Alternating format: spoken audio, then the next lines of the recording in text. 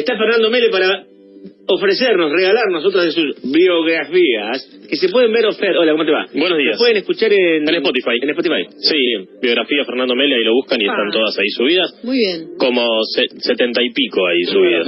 Así que hay tiempo para escuchar todas. Hablaremos hoy de James Douglas Morrison Clark, conocido popularmente como Jim Morrison. Claramente, sí. Y famoso por ser el cantante de los Doors. De los Doors. Nació el 8 de diciembre, casualmente el Día de la Virgen, cosa que no era muy devoto, en el estado de la Florida, en los Estados Unidos, en el seno de una familia de clase media acomodada. Su padre era militar, un tipo muy conservador, muy duro, muy exigente, muy estricto para con el Jim y sus dos hermanos. Y vivían constantemente cambiando de ciudad por el trabajo de su padre, claro, que trabajaba en distintas bases militares, y es por ello que la personalidad de Morrison desde chiquito siempre fue bastante solitario, siempre muy introvertido, muy cerrado, le gustaba mucho la lectura, se encerraba mucho dentro de los libros, y así fue que fue cultivando toda esta personalidad, como decíamos, pocos amigos, cambiando siempre de ciudad. A los 19 años se cansó de su casa, y hay poca información sobre la infancia de Morrison. A los 19 años se fue de la casa y se fue a trabajar, a estudiar a la Universidad Estatal de Florida. Empezó a estudiar filosofía y después se fue a estudiar a UCLA, a Los Ángeles, pero se fue a estudiar cine. Mira.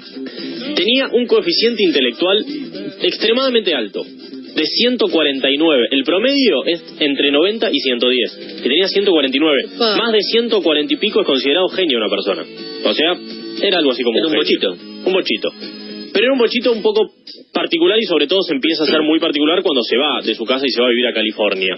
Leía mucho a Nietzsche, le gustaba muchísimo la poesía, leía a Rimbaud, a Baudelaire, leía joven a Huxley. Sí. Tan joven y leía a Nietzsche. Sí, y de hecho cuentan sus profesores, han contado en entrevistas posteriores, que hablaban con Morrison y de una manera que no podían creer, sobre temas muy elevados, con un pibito de 19 años, y que podía comprender cosas a esa edad que ni siquiera algunos de sus profesores podían, y textos de muchísima complejidad. De todo lo estricto que era su padre y de todo lo firme que era para con él, cuando se fue a vivir a California se dio vuelta. Descontroló. Totalmente. Descontroló. Siempre muy interesado por el arte, le gustaba mucho la poesía, como decíamos, la literatura, iba a clubes de lectura, y también se vuelve un poco rebelde, un poco revoltoso, pero siempre problemas menores. Tipo, que no con la policía, hacer un escándalo en la calle, revolear un vaso en un bar, cosas bastante simples, pero empieza a mostrar cierta personalidad rebelde, nunca político, nunca en esas revueltas políticas. Hablamos de que hay un montón de cantantes que sí, que los detenían en marcha. Claro, hablamos de mediados de la década del 60, claro, en California, pleno auge del flower power y de la revolución hippie, y de un contexto muy politizado. Él con la política no tenía absolutamente nada que ver. En el medio de todo esto, luego de recibirse, conoce a Ray Manzarek, que era un compañero de la universidad que además tocaba el piano y hacía también cine.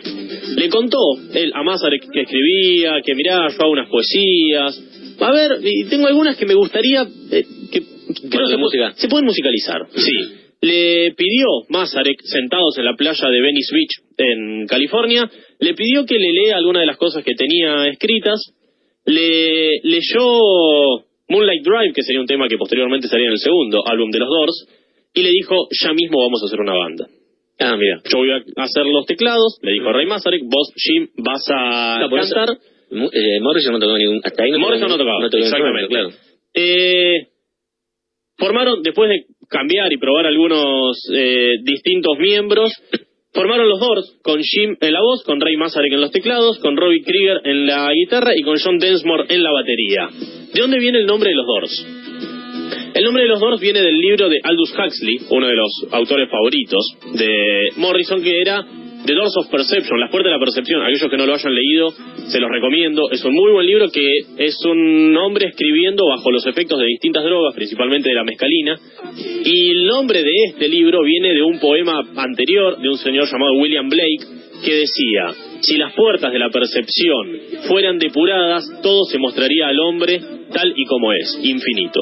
Ajá. Y de ahí viene, por supuesto, cuando él se va a California empieza un poquito de cannabis, un poquito de LSD, claro, un poquito de alcohol. No, está bueno que aclare lo del nombre porque frívolamente uno puede decir, le pusieron Las Puertas, el grupo. Las Puertas. No, tiene que ver con muy profundo. Claro. Las Puertas de la Percepción es un libro muy conocido, como decíamos, de Aldous Huxley, que algún día podríamos hablar de él porque es un personaje interesante también.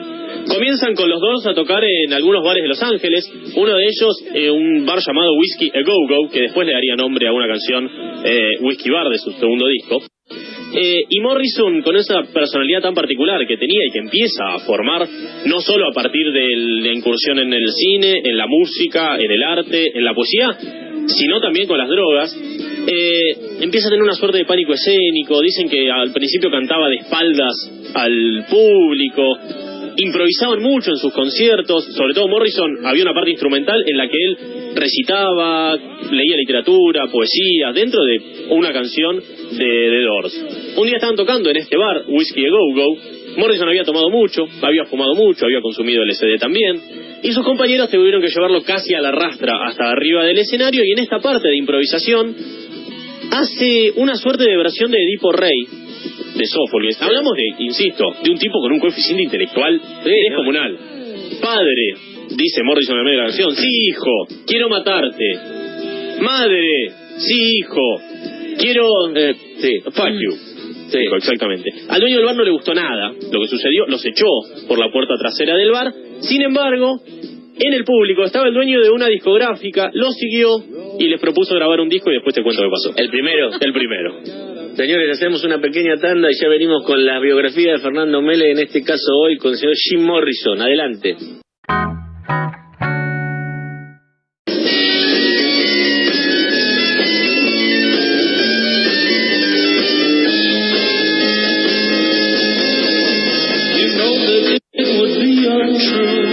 Y sí, suenan los Doors porque estamos hablando de su líder. Fernando, adelante.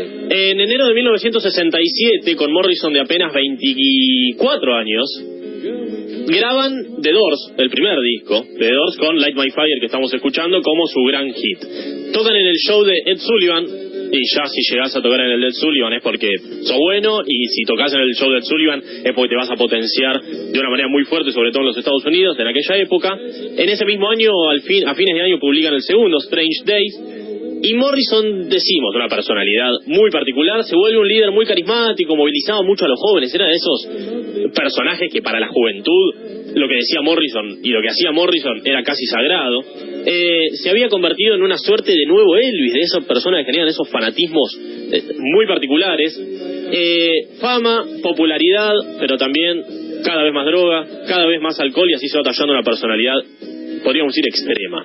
Sobre el escenario y también en la vida cotidiana, pasó de ser un tipo súper tímido, súper introvertido, que habíamos contado, a cantar de espaldas, y pasó a llamar siempre la atención, a ser un tipo provocador, a hacer disturbios. En el escenario saltaba, se tiraba al piso, se revolcaba, se peleaba con uno, se peleaba con el otro.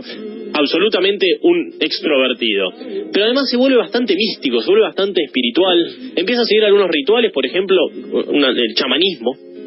Empieza a experimentar el peyote. El peyote es un cactus que se come o se hace un té o se mastica, y que tiene un efecto psicoactivo tremendo. Es la misma droga que la que mencionamos recién, las mescalinas de Aldous Huxley. Su gran amor en la vida fue Pamela Curson, a quien había conocido en la universidad. No se casó con ella, tampoco le era fiel. Tenía una relación con ella absolutamente abierta. Él le era infiel y ella lo sabía, pero tenía una relación, por supuesto, muy complicada, pero fue el gran amor de su vida. También estuvo con Nico de The Velvet Underground, estuvo con Janis Joplin, se dice, y con tantas otras groupies, y incluso se casó con otra mujer, con Patricia Kenley, bajo un ritual celta, pero nunca fue oficializado este matrimonio. En diciembre del 67 estaba por dar un show en New Haven, Connecticut. Antes de salir a tocar, estaba teniendo sexo con una chica detrás del escenario, dentro de un cuarto de ducha. Apareció un policía, no lo reconoció y le dijo: pibe, ustedes dos se van de acá porque esto es exclusivo para los Doors. ¿Cómo exclusivo? Yo soy los Doors. ¿Cómo que exclusivo para los Doors? No, que sí, que no, que sí, que no. Le tiran gas pimienta, el policía a los dos. El show se demora 1 hora hasta que Morrison se recupera del gas. Y durante el show, en estos momentos de improvisación que dijimos que tenía, empezó a contar lo que había pasado. Me estaba divirtiendo con una chica ahí atrás del escenario y vino uno de estos cerdos vestido de azul, con gorra, y empezó a hablar más de la policía. Los policías subieron al escenario, lo arrestaron, lo llevaron a la comisaría con acusaciones de incitar a un motín, indecencia y obscenidad pública, y fue el primer artista de rock en ser arrestado arriba del escenario. ¿Ah, sí? Sí, Mira qué dato. el primero en ser arrestado arriba del escenario. A las pocas horas fue liberado y se retiraron los cargos por falta de pruebas. Todo esto en un año. Todo esto que pasó en un año. La grabación del tercer disco ya de los Doors se empezó a complicar. Las drogas, el alcohol, llegaba tarde, llegaba destruido a los estudios de grabación. Tuvo un incidente en un concierto en Miami, también en el 69, en el que se vendieron el doble de entradas de las que estaban permitidas.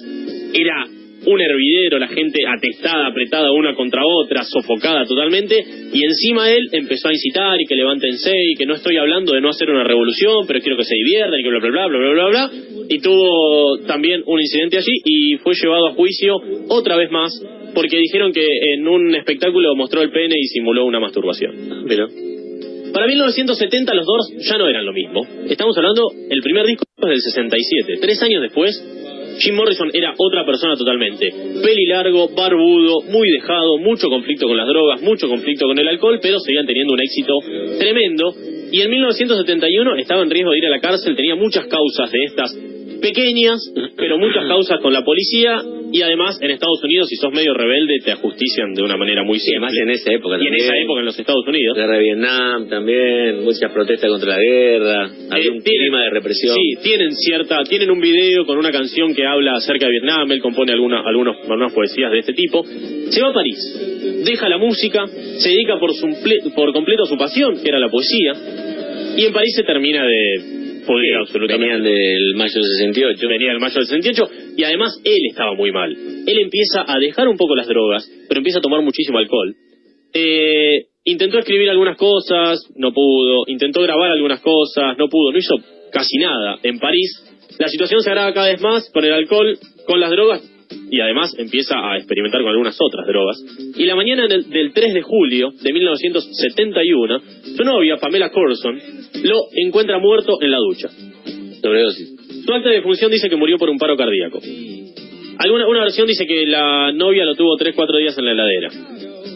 Otra versión dice que tuvo una sobredosis de heroína en un bar. Algo raro porque él le tenía fobia a las agujas. Incluso algunos dicen que inhaló heroína, una cosa bastante particular. Algunos sospechan de un suicidio, algunos sospechan de un homicidio. Algunos dicen que no es real que se haya muerto, que se haya vivo. De hecho, Ray Manzarek, claro, sí, la isla, que sí, con Néstor, con Cabral, con todo lo que Ray Manzarek, el tecladista de su banda, su gran amigo, dice: si existe un tipo capaz de escenificar su propia muerte, creando un certificado de muerte ridículo y pagando a un doctor francés, poner un saco de 150 libras dentro de un ataúd y desaparecer alguna parte del planeta, África probablemente, ese tipo es Jim Morrison. Su gran amigo dijo eso. Claro, dejando la puerta abierta de que podría estar vivo. Algunos dicen que todavía vive en los Estados Unidos, que es un barbudo que vive en Alabama en una casucha. Jim Morrison murió a los 27 años. Es uno de los miembros del club de los 27, claro, con Brian Jones, con Jimi Hendrix, con Janis Joplin, con Kurt Cobain, entre otros.